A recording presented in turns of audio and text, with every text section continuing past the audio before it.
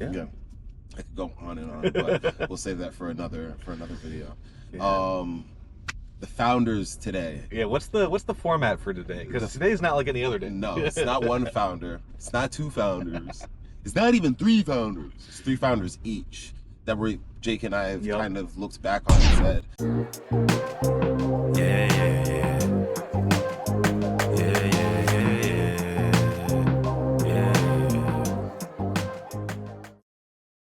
Hayes. Hello. We live. What's up? Are we back? Howdy.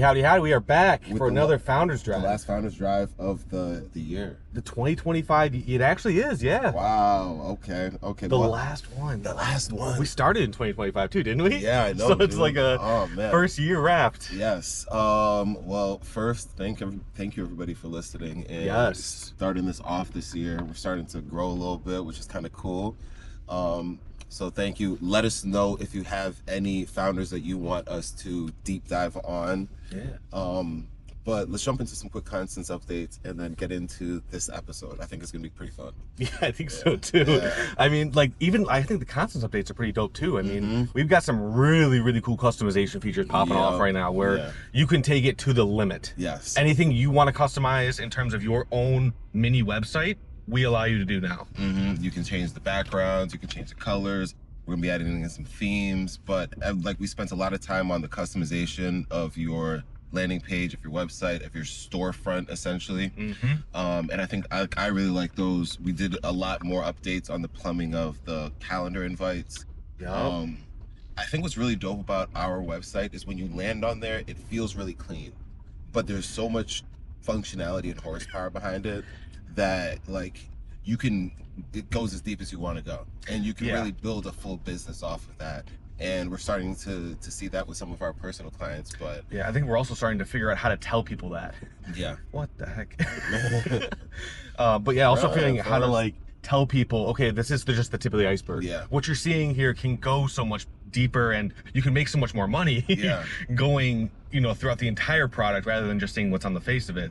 But I think one of the things that we've learned is how to introduce a product. It's like we have all of this stuff, but it's what's the one thing that we can introduce to other people that resonates. But for the people that are unaware of Constants is a platform for the digital entrepreneurs. We help people start businesses online, as simple as that. And we've made a suite of tools that we use for ourselves, but that we also want to open up to the world because we think that we live at a time that requires it. You need some type of interface where you can have access to AI tools. You need an interface where you can have access to some tools to organize your thoughts. But most importantly, you need an interface where you can make money online, where you can have a place where you can unify your different social platforms online. And I think that's important. So it's really cool to be able to put that out there. It's really cool to build the tools and see them grow, especially over this calendar year, just like Founders Drive. But I think that I'm really excited for the updates that we have, and I'm really excited for the people that are listening to this to share it with other people. In 2026, some of the things that you can pay attention to are just like a deepening of the tools, make them more sophisticated, the refining of them. Everything that you see when you log on will still be familiar, because I hate when you get a software update, right? It is completely different, but they'll be better. And we're going to continue to refine it. That's just the nature of how we work. And so just continue to check in, continue to pay attention. And anything else on Constants? Or something else that you're going to notice in this next year is going to just be a lot more traffic and people showing you their Constant site. You're just going to start seeing this organically happen. If you're not watching us now, you're going to see us in the ads. So come check out the website. Come join the party. Join the party, join the ride, join the adventure. And it's more fun when you get in early, because then you can be like, man, I remember when they were there. I remember when we started there. But also we listen. The people that we're working with in our consultations are people that we work with directly, and they're people that use the platform. And so if they're using the platform, that's one of the areas where we're like, hey, we want to offer you the best experience. And so we reach out, we say, what do you want to see in terms of features? You get a chance to shape the product. That's what I always tell them. Like, you get a chance to shape it. So let me know where you're at, and we'll figure something out. So I could go on and on, but we'll save that for another video. Yeah. The founders today. Yeah, what's the format for today? Because today's not like any other day. No, it's not one founder. It's not two founders. It's not even three founders. It's three founders each that Jake and I have kind of looked back on and said, because I hate the episodes. You were saying the year in review episodes where it's just like a cut compilation. Thing. Like literally, like let's just cut the episodes and take our favorite moments. I used to hate that, especially in like sitcoms and when there's only like a few channels on TV. But now what's really dope is we get to create the show that we're putting out there.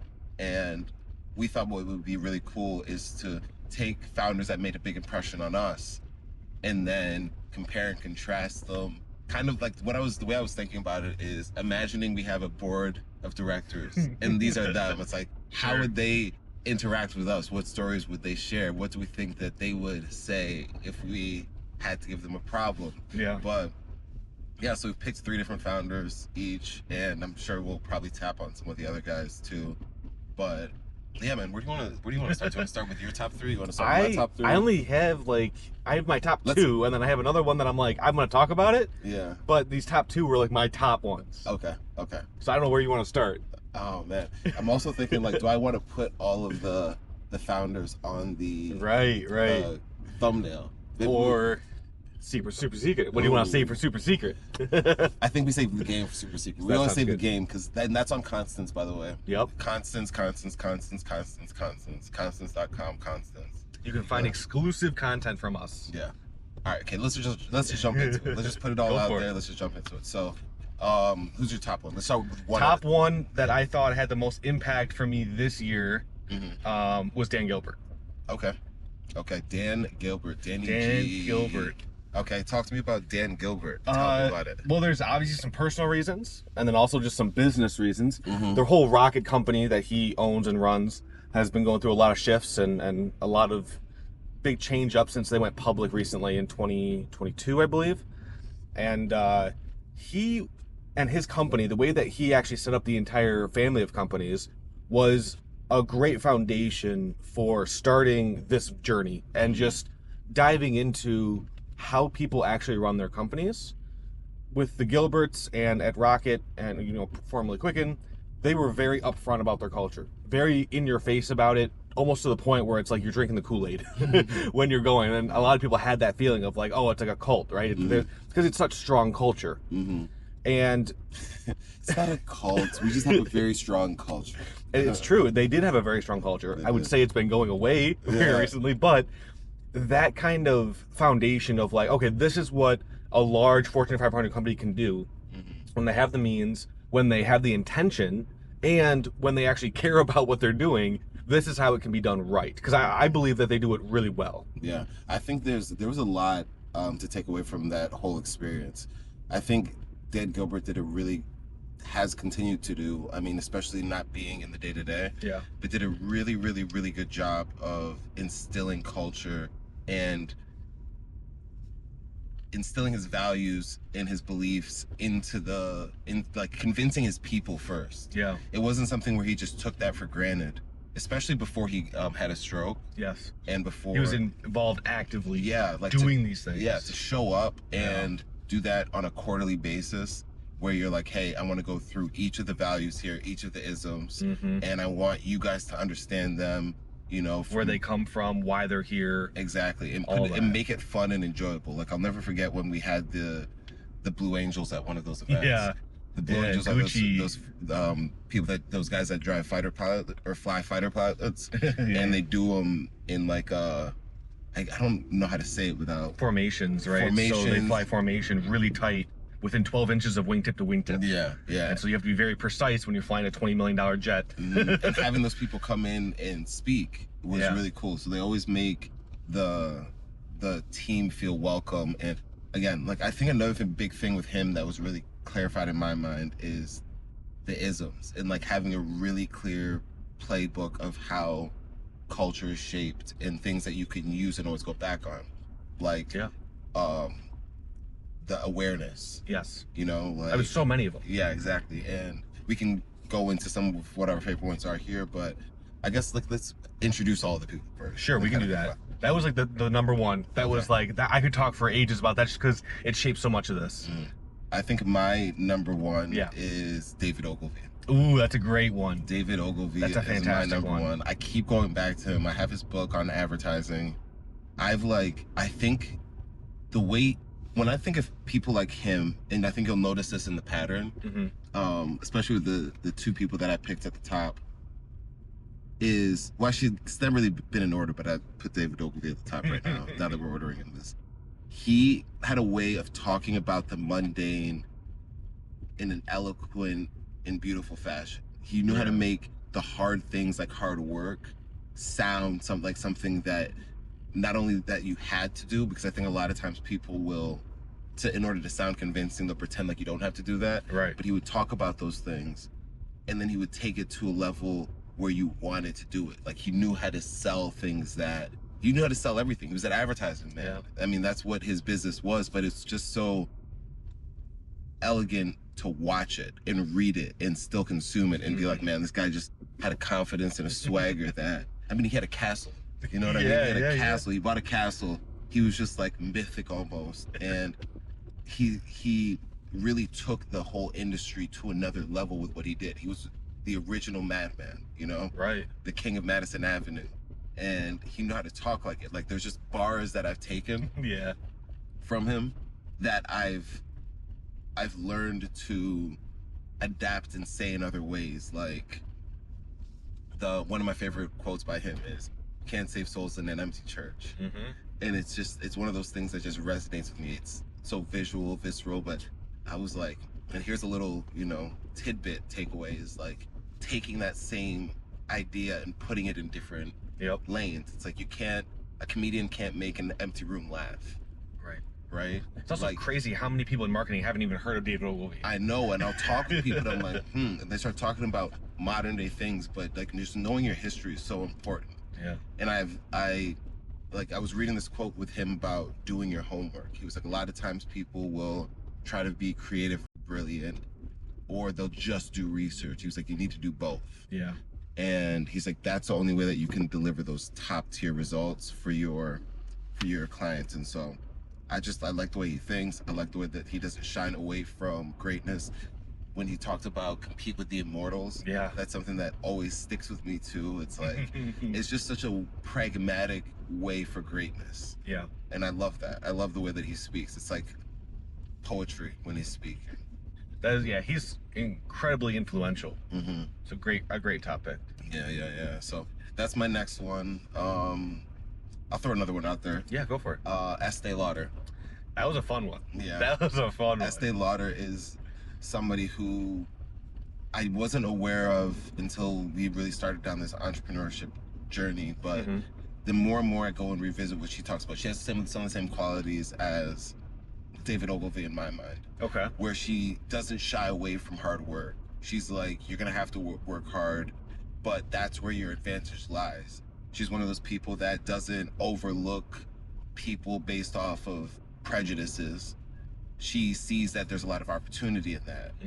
And she's just willing to go that extra mile. And the way that she talks with such conviction about beauty, she's selling beauty. She's selling the experience of taking care of yourself and refining yourself and using your products to do so. Everyone can be beautiful. And on top of that, which a lot of people don't know, she just also revolutionized the whole sales industry with her demos. Free gifts and demos. Like those are two big things that are so commonplace now. You go to Costco and they'll give you a free sample. It's like, that wasn't a thing before Estee Lauder. People were just giving things away for you to sample them and maybe want more. Everybody from drug dealers to billion-dollar companies use a formula that she uses and that she really leaned in on. And then on top of that, her Tell a Woman campaign, it's like she understood the power of word of mouth and leaving a good impression, showing up, doing the demo, always being ready to do a demo.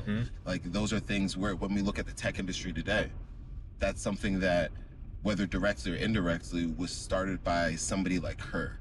And so that's something that's just really cool to see how, somebody with her conviction and with her resourcefulness, endlessly resourceful, was able to really make an impression on the business world and the beauty world. She kind of lived her truth and accomplished her dream in terms of really making a lot of women see the beauty in themselves. Yeah, I really like the Estee Lauder episode. That was really fun.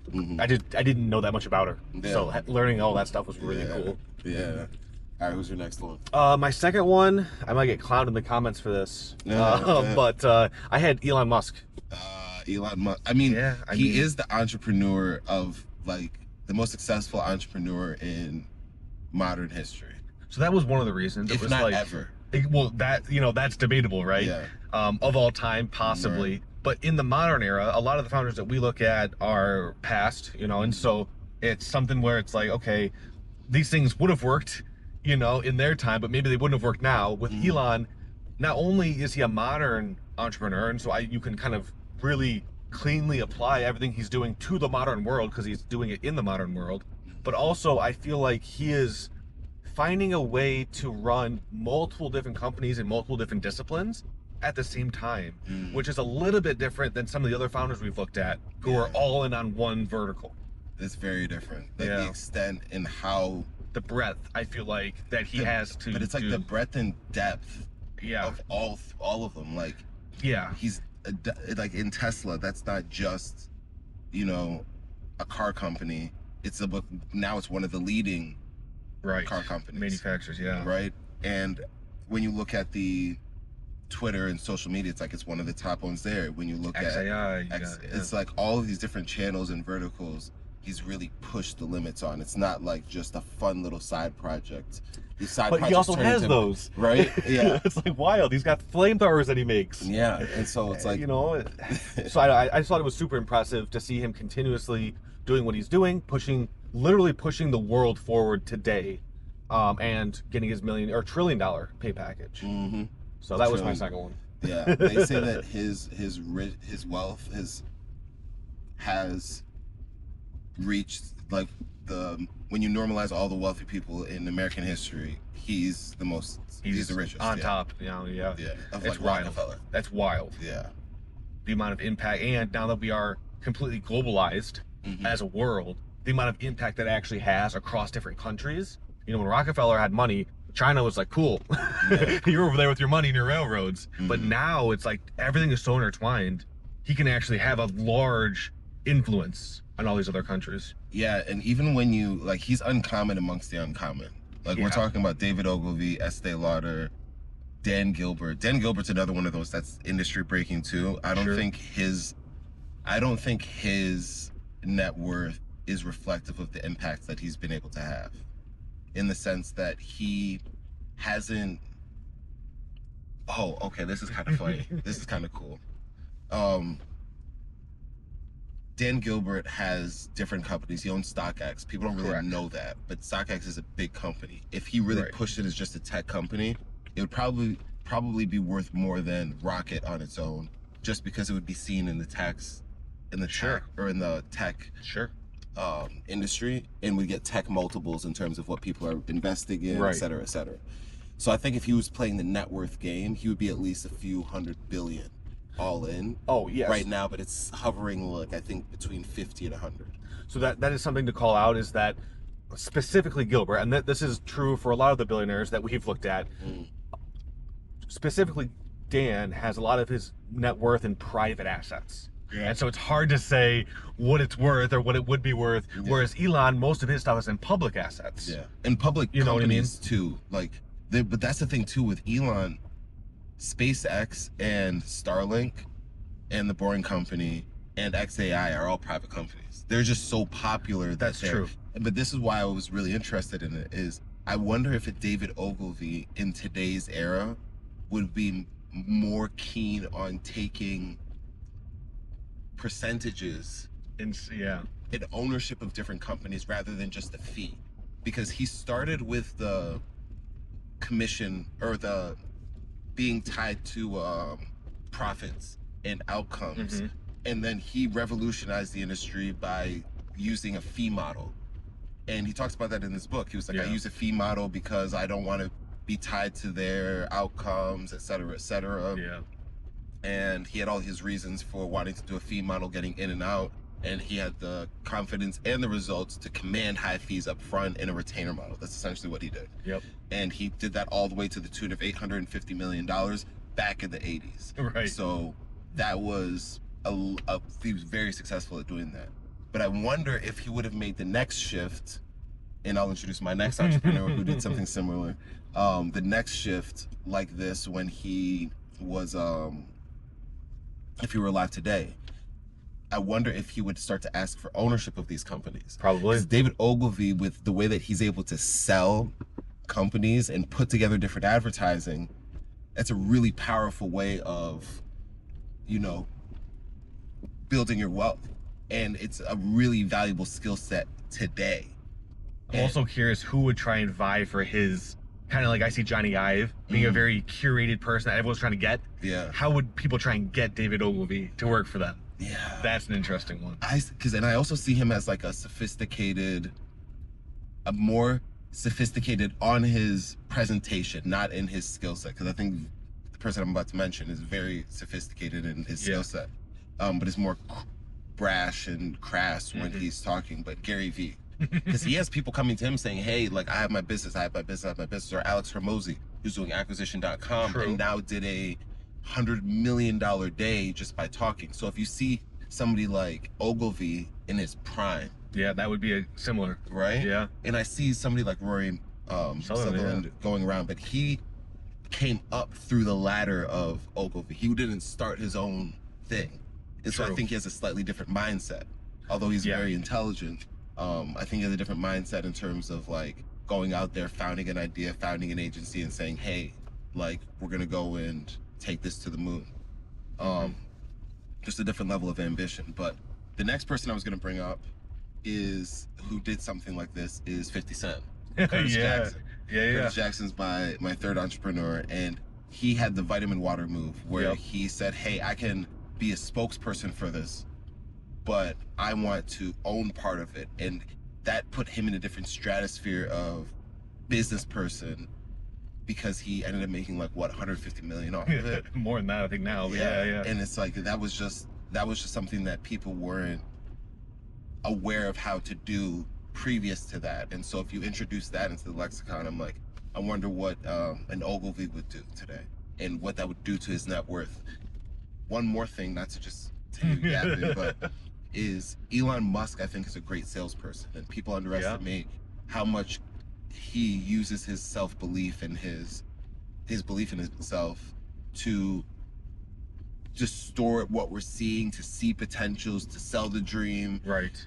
He's not as fluid with his words, but he makes up for it with his word choice and his comfort with how he communicates, and his directness, and his the stakes that he puts behind everything that he says. That's what I was gonna say. It's like he chooses to play the more dangerous games. Yeah. And so just by the fact that like that's the setting of the story in which you get to like kind of look at, it almost is more engaging. Because it's like, oh, this guy's flying rockets. Yeah. This guy's shooting satellites up there. Like he's going to Mars. He's like he'll say like, we have to go to Mars. We have to save humanity. Right. If we don't come up with a way to plant chips in our brains, humanity is going to lose to AI. Like these are things that he says while he's developing AI. Yeah. But these are things that I think allow him to be the person that he's like. He's almost like he's a salesperson for each of the companies. Mm-hmm. And going back to David Ogilvy, I wonder what that would be like, because he already does that for a portfolio of 20 companies. What happens when he starts saying, yeah, you know, I want to be a little bit more involved. Yeah, I also don't know how he would position large language models, because that's kind of been the marketing thing for the last AI for the last 5 years. So it's just interesting how some of these things that are set in stone in the book would be applied today in the modern world. I think about that all the time. Yeah. You know? What do you mean by set in stone? Things that maybe worked really, really well for print or for different kinds of marketing, how you might do that in terms of in the AI world. Yeah. You know, it's like some of the stuff definitely, like the can't save souls in empty church, like that makes sense. That's a very generic and broad statement in terms of like how you can actually help people. But I'm sure there's other things in terms of like how you deliver a message that it's going to resonate with people that would be different in the world of AI. and how he would interpret that. I think that he would be fantastic here because I think it's broad, but I don't think it's generic. I think it's very visceral, and I think he had a very good way of speaking that was very visceral, but very, very visceral and very accessible. So broad in that way. Yeah. But like, you listen. Like again, I see him as somebody who's like a Gary V, Rory Sutherland on steroids. Like I think you look at them and there's shades of what he had, what he was, because you even watch some of his old videos. Yeah. And you're like, there's still a magneticism. There's still like a draw, an attraction to watching him. And that was when first color TV first came out. And I think like now in the age of AI, it's I don't know, it's very intriguing. Like I listened to Rory Sutherland's views on AI, and he's like, he finds plenty of areas where he was like, I don't know if that's the way that you'd even want to be thinking about it. Like the data shows this, the data shows that. The good ones know more. That's another Ogilvy bar. I think there's just some people that know how to position themselves and then deliver their message. I see that a lot with Elon. And I think it's an underrated skill of his because, again, he's not as poetic with his words as other entrepreneurs might have been, but he's so good at positioning and bringing a sense of urgency right? Yeah. To the moment that is just resonates in any type of world. So it's like, how would he position AI? That's a good question. Yeah. You know?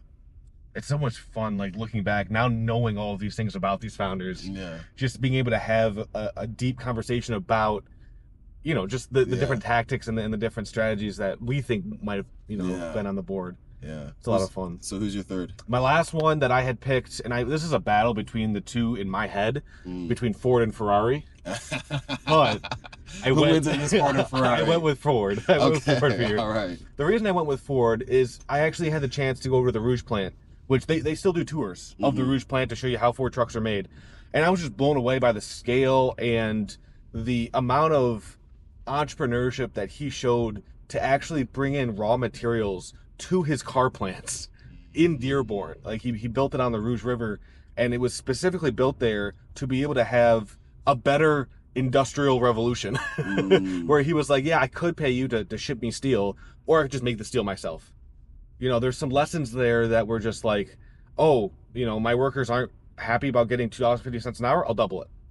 Oh, you can't afford the cars that you're making? Okay, let's do that, right? Like, so many things in terms of obviously cars that I'm a big fan of, but also like moving the workforce forward, allowing us to go through that industrial revolution to get to the entrepreneurial revolution that we're in now. But just a lot of the things that I took away from going through that plant tour was really cool, just to see how he operated, you know, building the first cars on the road in America. What parallels do you see between Ford and Musk? Between Ford and Musk?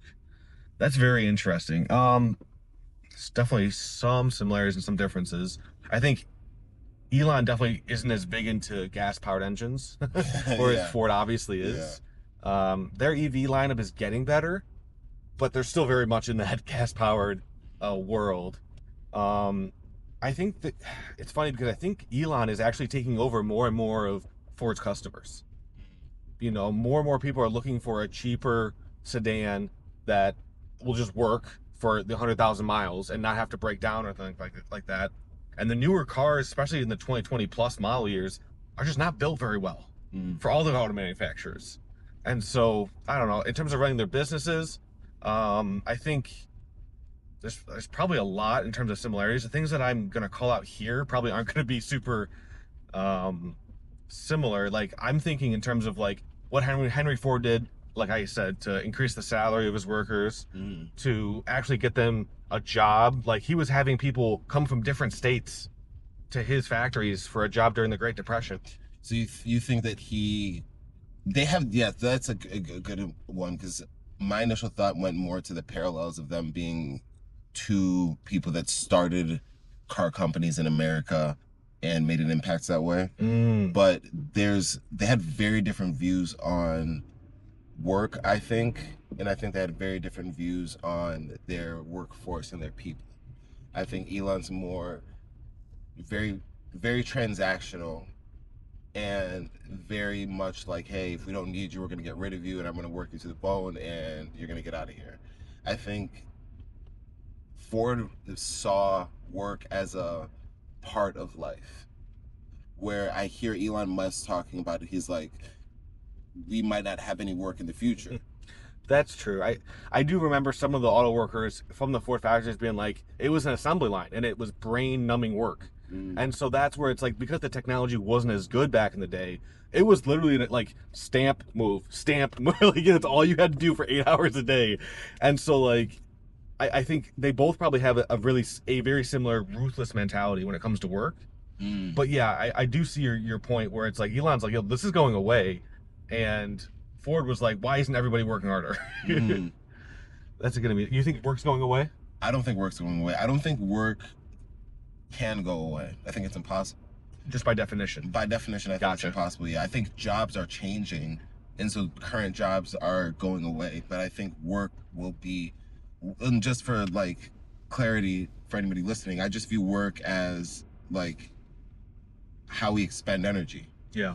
And I think that no matter what we're doing, whether we're working on something in a job, or we're working on something at home, or we're working on something that we care about or that we hate, we're still expending energy. So that's always going to happen. The only time we're not working is when we're dead. So it's just like, what are we working on is the bigger question. And I think that's what people keep hiding. And that's the thing that we need to be focusing on. That's the thing that we're talking about. That's a big part of Constance, is what are we working on? Right now, we have a chance to work on the things we care about and turn that into something. And I think that it wasn't true back in Henry Ford's time. He had some talks about creative work and how we didn't think that that was possible for everybody. I don't know if everybody had the means to do it. So, and I tend to think that that's more of the limitations there. There's still going to be people that are like, hey, I'd rather just support you in this way and that way. But I think that work is still a very, very present thing. I think Elon, when he says it, I just don't think that he's gotten there yet. Like, I think he's focusing on other things. He's focusing on getting rockets up in space. So he's just like, there's gonna be no more work. Boom, we're done. Like, and I think that's just what he's thinking. Like, but the utopia, just, I can't buy the utopia. I don't see utopia as a reality in this world. And maybe that might be one of my more pessimistic takes. But I'm just like, I'm not buying into the utopia. Heaven is a place on earth, right? For everyone, because everybody can have it sounds a little communistic. It does sound a little, you know? Yeah, I feel that. The capitalist is turning into a communist. What reminded me when you were saying this is that work is just the focus of attention. You know, whenever you're working on something, it's really just what you have your attention on. There was this quote that we did a founders drive on a long time ago, and the quote, I remember, I want to know if you know who this was. Okay. The quote was something about how, you know, this founder would work his entire life so that his sons can focus on art and creativity, so that their sons can focus on. Yeah, this is one of the founding fathers. This is when we really started, like, the founders. Yeah, do you remember who this was? This was it Madison or Hamilton? I think it was Hamilton. I think it might have been Hamilton, Alexander Hamilton. Where the quote was like, I need to. I think it was my generation focuses on war, so that my kids can focus on math and science, so that their kids can focus on art and creativity, which is just like that escalation or, you know, process of just changing what you're working on. Everyone in that lineup, all three generations are still working, but they're just not all working on the same thing. Yeah, that's a very good. I also really like that quote too. Yeah, it's just a bar, man. If you want to be a great founder, I think that's also necessary. Like, you have to have bars. I don't think you should chase those. That's the problem. So many people chase bars without the work, without like recognizing where their work is. The bar should just come out of the work. You know, but like you shouldn't just chase the bar. Do the work and then describe what you did as the bar. Don't be like, what sounds good to you know, somebody else. That's a fact. You know, as you were saying that too, it gives a different meaning to hard work. Yeah. Like when you talk about it as focusing your attention Like when you focus your attention, it's like, where's the hard place to put your attention? When is it hard to manage your attention? That's what hard work is. It's not just effort. When you're expending a lot of effort, makes it hard to. It's not just like bench pressing 300. Yeah, it's like that's hard work, but it's not. It's like you'd probably be better off bench pressing 100 pounds and paying attention to your form, to your technique, managing your breathing, making sure that it's all coordinated. It's much harder to coordinate a lot of things than it is to shut your brain off and like hope for the best. Right. Which you know a lot of us tend to do. But yeah, that's an interesting one. So we have in the arena right now. In the arena. We pulled in a lot of people. Yeah. We have Estee, we have Elon, Ogilvy. We have Ogilvy, we have Ford. Yeah. And we have Curtis Jackson. Yeah, 50 Cent. And we have pulling a lot of people, actually. Yeah, Dan Gilbert. Yes. I like that group. I like that group. I wouldn't mind having dinner with them. Yeah. That'd be a very interesting conversation to have. So you said Ford, and what were you thinking of when you were talking about Ford versus Ferrari? Why not Ferrari? Ferrari, I think it was just too one-dimensional. Okay. For me personally, I do enjoy Ferrari's cars. I think the company's great. I think what Ferrari did, what Enzo did in his lifetime was fantastic. He was just so one-dimensional for me in terms of like, I need to be able to race. I need to race. And it's like that. I shouldn't be so pessimistic about that, because one of the reasons, you know, or not reasons, but one of the things that happened because he was so one-dimensional in racing was Lamborghini. You know, Ferruccio Lamborghini came to Enzo and said, hey man, like, your cars are great, but your clutch sucks. I have a tractor company making Lamborghinis, a Lamborghini tractor. I have a clutch that works in all these farmers in Italy, and they love it. It would work great in your car. It's the perfect form factor. Let's team up and we'll make a beautiful car together. And Ferrari said, no, I'm not doing that. Like, if it's not racing, if it's not Ferrari, it's not me. And just discarded it. Yeah.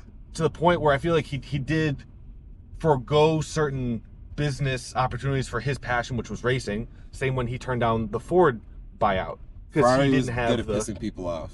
It wasn't. I mean, he wasn't just doing it to piss people off. He wanted to do it because he was sticking to his guns. Yeah, but he was also good at pissing people. Like, he would stick to his guns in a way that made people feel like, I need to get into racing because I'm so upset with you. I mean, the fact that you started seeing Ford come out with a Shelby after, and then like Lamborghini come out with a full company. Yeah, and then, you know, it's just, and then Ford tried to buy them out, and he was like, no, if I can't race, you're not having my company. So to me, it was like, great person, great company, but too one-dimensional for me to be like on this list of greats for the year. It is pretty amazing. His approach, like, it wasn't business oriented, and I'm learning that you can sometimes having a good business can be a byproduct of a passion. Yeah. Like, just because you're staying busy, but there are also people that are good at building good companies. Yeah, but there's a difference. Yeah. Elon is one of those people that's good at building good companies and making the companies all focus on something and stay busy. Yeah. Like, in a very directed way. And that's something that, again, it's very different. Like, Ferrari was very good at building good engines. That was the real thing that he really liked. Yeah. And everything else was like, including the people, were a means to an end. A means to an end. And he was like, it's always the next engine. It's always the next. It's like, that was his thing of beauty. Whereas, again, just contrasting, Elon was very much, I want to build a great company, and he talks about that. Like, I want to go and use these companies to go and accomplish these big goals that I think are necessary for humanity. Yeah, that's something that I also like. I find crazy is that Elon's able to basically work on Tesla part-time and is kicking Ford's butt right now. Right. Like, how do you have this guy who's working part-time on his company beating you, who that's your only focus is to be a car manufacturer? Yeah. It's just, like, even if I gave, it's like, okay, if I gave you $200 or $300 million, do you think you could go and beat Ford? Like, it's crazy even when you think about it like that. Most even people even if you had $1 billion and you're like, okay, right, do you think you can go and beat NASA? right. And like launch ships better, launch things into space, more than that, in 20 years, and you have 20 years to go and do it. Go. Yeah, right. You're like, what? Huh? No. I'm not sleeping. Yeah, I'm not. I'm gonna go and like hang out on an island somewhere and go and do that. Why would I even think about doing? Yeah. You know, some honorary mentions on my end that I was debating were yes, Charlie Munger. Great. I love Charlie Munger. Yeah. I think a lot of my framework for business is based off of the way that he views business, especially from a psychological standpoint, a psychological blueprint, in like looking at different biases, how that changes the way that we judge and we make decisions, different mental models, and how those mental models can shape the way that we make decisions, doing your homework, being pragmatic, having fun, but like not just like a lot of things that he embodies, I still think are very honorable qualities. Researching like other business people and doing your history. Somebody I'm excited to get into next year is Warren Buffett. Yeah. I think that's gonna be really cool. Steve Jobs, but that's kind of adjacent to some of the people that we're talking about. But Charlie Munger was somebody that I think was a really, really interesting dive, and I often revisit a lot of his teachings. Another person was Robert Smith. Ooh, that's a good one. Yeah, I like he's just like, to me, he's just kingpin energy. Very much so, to the point where it's like, he feels like he's flying below the radar sometimes. Yeah. I don't know why I feel that way, but it's like, for what he's doing, I'm like, yeah, Vista Partners, everything, just, I don't know. And it seems like he hasn't gotten his big moment yet. I think he's gonna have a moment. I don't know if he's looking for a big moment. Do you think he is? I don't think he is, but I think he's gonna have a moment where it's he's like, gonna have one, yeah. Yeah, where it's like, you know how Jensen Huang just like exploded? Right, it could be something like that. Yeah, where it's like, I think with just how many companies he's backing, and how many companies that he's like updating their plumbing with like the AI stuff. Like, I think the AI thing is still a cheat code. Yeah. Today, even like, and how people are using it, and how people are like. One thing I realized is, so many people still think that you could only get the best out of AI when you take one turn. And it's like, shot it. You have to know how to have a conversation. It's just like a person. You're not going to get the best out of a person off of just saying hello. Right. Or like asking for something immediately and demanding it. It's like, that's not the way it works. Yeah. It's shaped by all of language and human history, so it's influenced by us. And I think Robert Smith, who's basically made his whole, like, he's made a killing going into older companies and buying them up private equity style, and then inserting the latest technology and bringing their modernizing. Exactly.